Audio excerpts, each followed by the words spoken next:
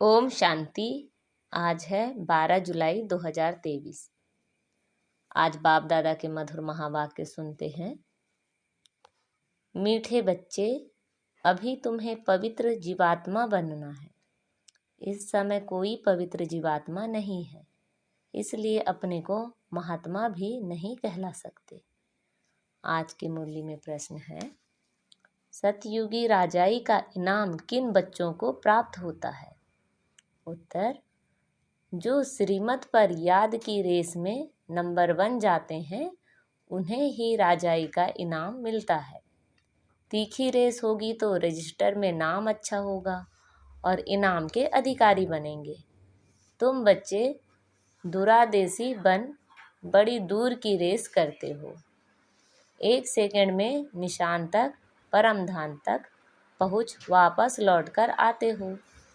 तुम्हारी बुद्धि में है, पहले हम मुक्ति में जाएंगे, फिर जीवन मुक्ति में आएंगे।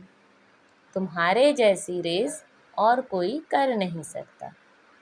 आज मुरली में गीत बजा है, आखिर वह दिन आया आज। ओम शांति। यह कौन जानते हैं कि आखिर वह दिन आया आज?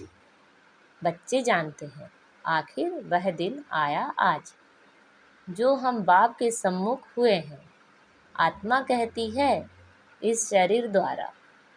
अभी तुम बैठे हो, जानते हो हम आत्माएं अभी परम पिता परमात्मा के सम्मुख बैठी हैं।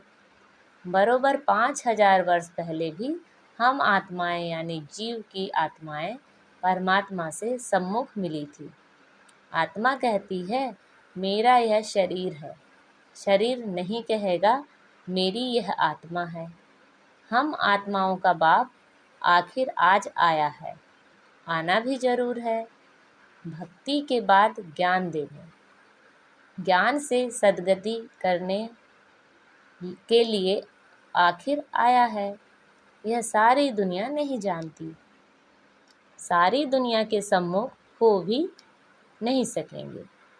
तुम बच्चों को भी नंबरवार पुरुषार्थ अनुसार निश्चय है।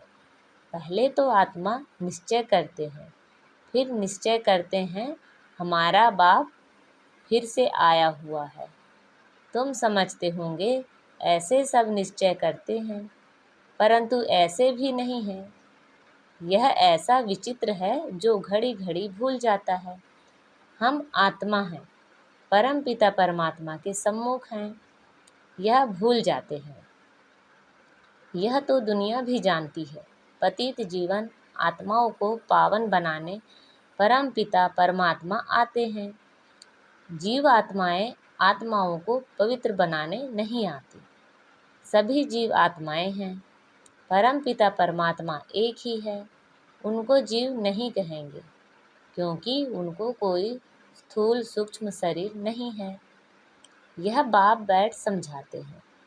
तुम जो भी नामधारी देखते हो, ब्रह्मा विष्णु शंकर का चित्र देखते हो, वे सूक्ष्म वतन में रहते हैं। वह भी सूक्ष्म जीव आत्मा ठहरे। यह बड़ी बात समझने की है। मनुष्य तो भल कहते हैं फलाना महात्मा है, परंतु पतित दुनिया में महात्मा आ कहाँ से सकते हैं? यहाँ कोई सुप्रीम पावर पावन तो हो ना सके। हाँ, वह सुप्रीम बाप पावन बनाकर गए हैं। सतयुग आदि में देवी देवता थे, यह तो जरूर समझेंगे कि पवित्र आत्माएं थी। अभी पतित जीव आत्माएं हैं, पावन जीव आत्माएं भी थी। बरोबर सतयुग आदि से सृष्टि पर पवित्र जीव आत्माएं थी। उन्हों को महान आत्मा कहेंगे। बाप समझाते हैं पतित दुनिया में कोई भी महान आत्मा हो नहीं सकती। जब पतित जीव आत्माएं हैं, पतित जीव आत्मा जरूर औरों को भी पतित ही बनाएगी। वहाँ है पवित्र जीव आत्माएं, तो क्या करेंगे? ऐसे नहीं कि पवित्र जीव आत्माएं बनाएंगे नहीं। वहाँ बनाने की बात ही नहीं रहती। इस समय सभी पवित्र जीव आत्माएं बनती हैं। वहाँ तो है ही सब पावन। इतना पावन बनाने वाला कौन?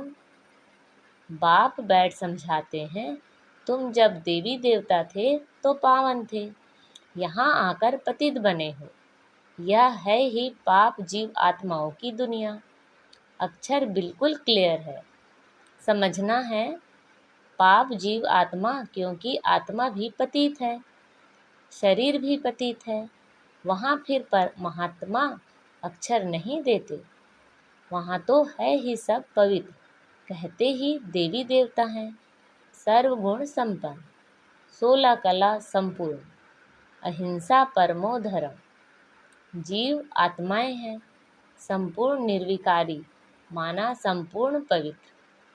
तुम बच्चों को समझाया जाता है, सन्यासी पवित्र रहने के लिए पुरुषार्थ करते हैं।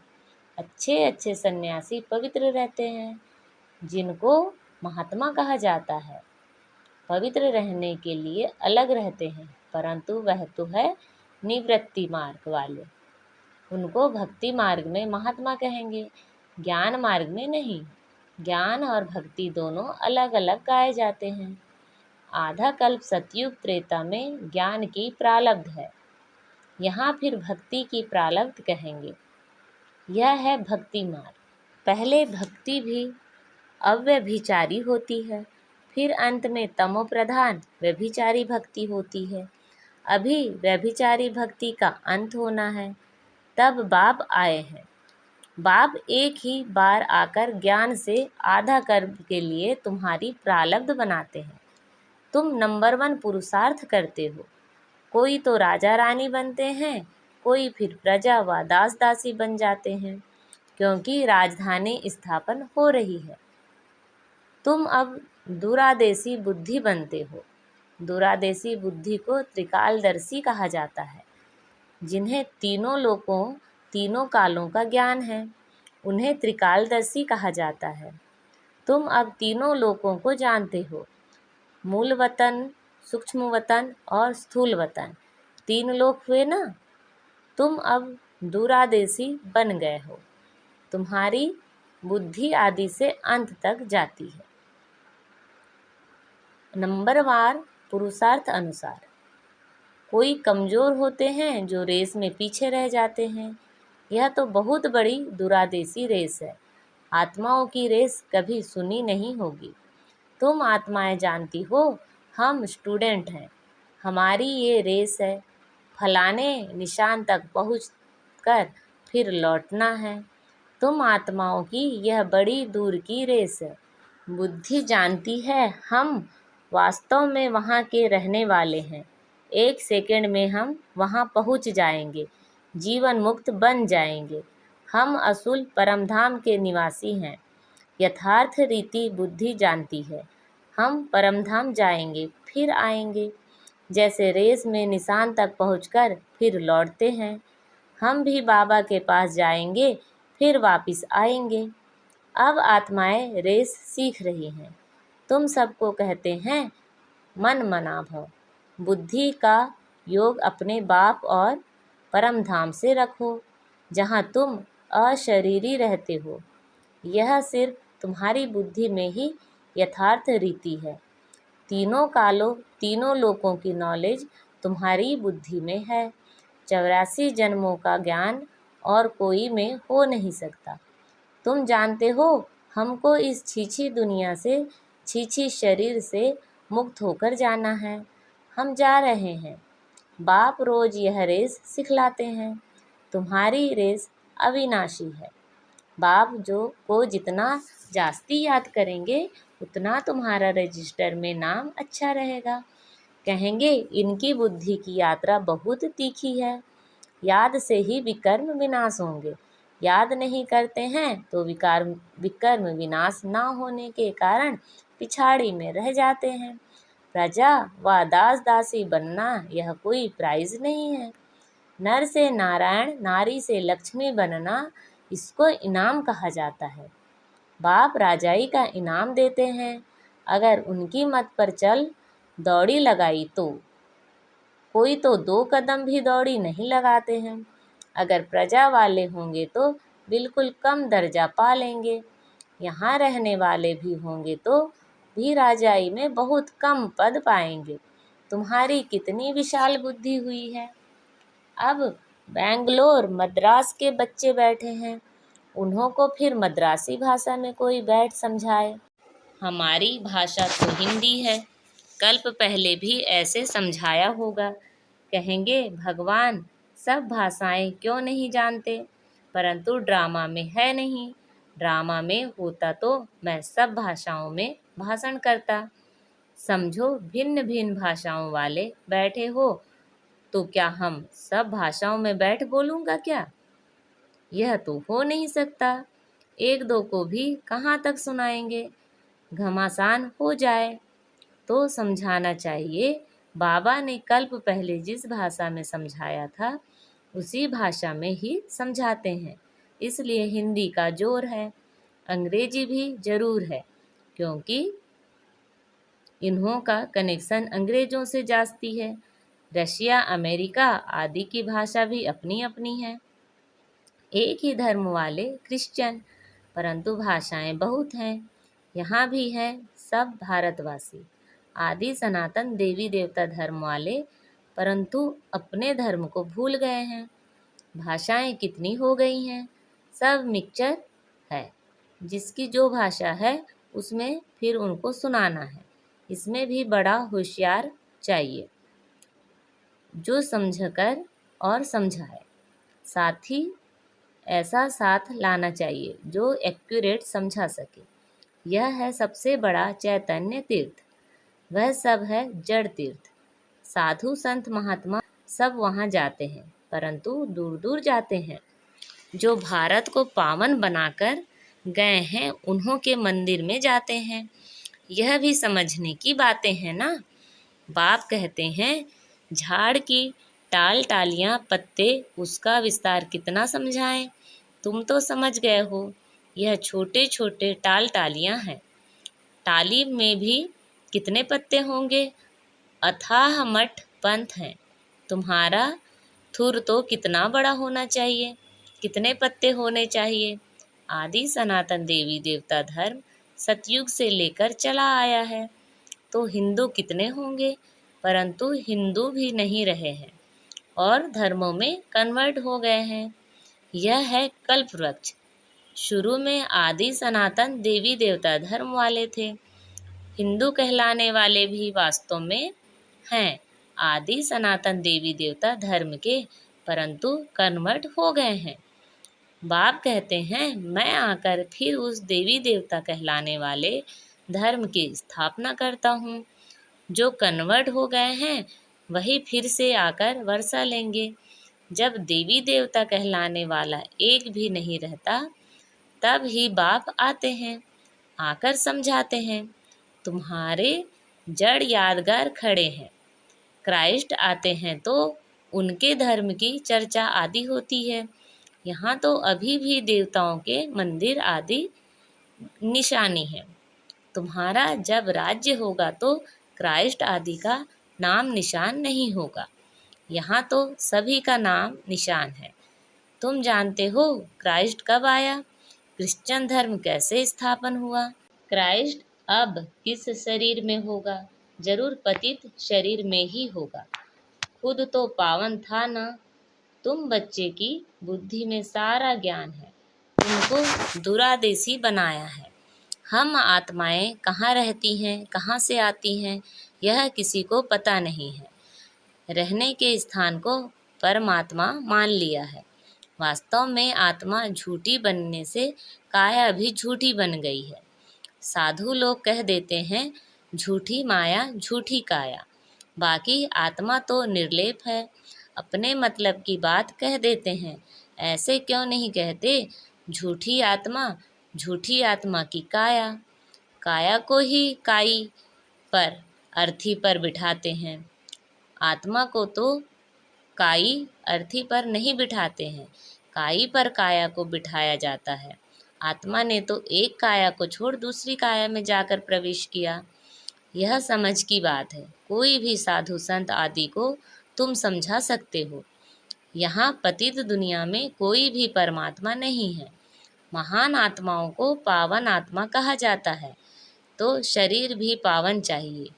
यह है ही आयरन एस्ट। परंतु कन्या जब तक विकार में नहीं गई है तो पूजी जाती हैं, पवित्रता के लिए ही पुकारते हैं, आ करके हमको पावन पवित्र बनाओ। जबकि पुकारते रहते हैं तो तुम उनको महान आत्मा कैसे मान सकते हो? महात्मा तो कोई है नहीं, यह है विचित्र परमपिता परमात्मा। तुम जानते हो, हम जो पावन जीव आत्माएं देवी देवता थीं, अभी पतित बनी हुई हैं, धर्म भ्रष्ट हैं। क्रिश्चियन लोग अपने धर्म को जानते हैं, झट कहेंगे हम क्रिश्चियन हैं। तुम उच्च उच्च धर्म वाले अपने धर्म को भूल गए हो।